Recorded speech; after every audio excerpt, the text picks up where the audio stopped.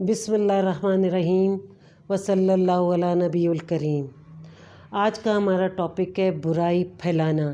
یہ آپ دیکھ رہے ہو کہ کتنی کامن بات ہے کہ سنی سنائی بات کو لوگ سپریڈ کرتے ہیں، اور خاص طور پر عورتوں میں تو میں یہ دیکھتی ہوں بہت ہی کامن ہے۔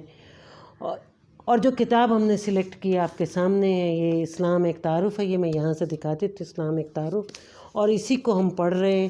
اور یہ کتاب میں نے عورتوں اور بچیوں کے لیے اس لیے سلیکٹ کی کہ یہ ساری باتیں بیسک ہیں اور یہ سب کو آنی چاہیے۔ قرآن کی سورۃ نور میں کچھ خاص معاشرتی ہدایات دی گئی ہیں۔ اس کا پس منظر یہ تھا کہ مدینہ کے کچھ غیر مخلص اور غیر ذمہ دار مسلمانوں نے حضرت عائشہ صدیقہ رضی اللہ عنہ کے بارے میں ایک لغو بات سنی اور فوراً ہی اس کا چرچا کرنے لگے۔ چرچا مینز پھیلانے لگے، ہر ایک سے ڈسکس کرنے لگے۔ اس فعل کو قرآن میں اشاعت فاحشہ کا وَلَوْلَا إِذ سَّمِعْتُمُوهُ قُلْتُم مَّا يَكُونُ لَنَا أَن نَّتَكَلَّمَ بِهَٰذَا سُبْحَانَكَ هَٰذَا بُهْتَانٌ عَظِيمٌ يَعِظُكُمُ اللَّهُ أَن تَعُودُوا لِمِثْلِهِ أَبَدًا إِن كُنتُم مُّؤْمِنِينَ وَيُبَيِّنُ اللَّهُ لَكُمُ الْآيَاتِ وَاللَّهُ عَلِيمٌ حَكِيمٌ۔ اور جب تم نے اس کو سنا تو یوں کیوں نہ کہا کہ ہم کو زیبا نہیں کہ ہم ایسی بات منہ سے نکالیں۔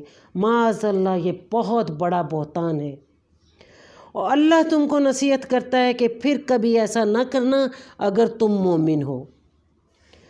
ابتدائی مفہوم کے اعتبار سے اس آیت کا تعلق حضرت عائشہ صدیقہ رضی اللہ عنہ کے بارے میں جھوٹے پروپیگنڈے سے ہے، مگر قرآن ایک ابدی کتاب ہے اور اس اعتبار سے اس آیت کا ایک عمومی اور وسیع تر مفہوم بھی ہے، اور وہ یہ کہ ہر آدمی دوسرے آدمی کے بارے میں اس نوعیت کی کمزوری سے بچنے کا اہتمام کرے جو اسلام کے دور اول میں مدینہ کے معاشرے میں پیش آئی۔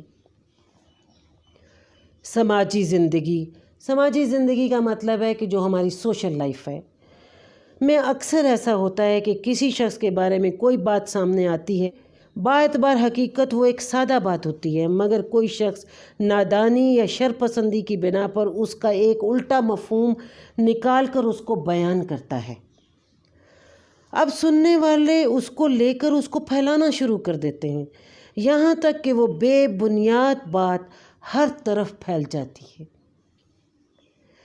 اسلامی شریعت کے مطابق یہ طریقہ بدترین جرم کی حیثیت رکھتا ہے۔ صحیح طریقہ یہ ہے کہ جب کسی کی زبان سے ایسی کوئی بات سنی جائے تو فوراً اس کی دلیل اس سے پوچھی جائے۔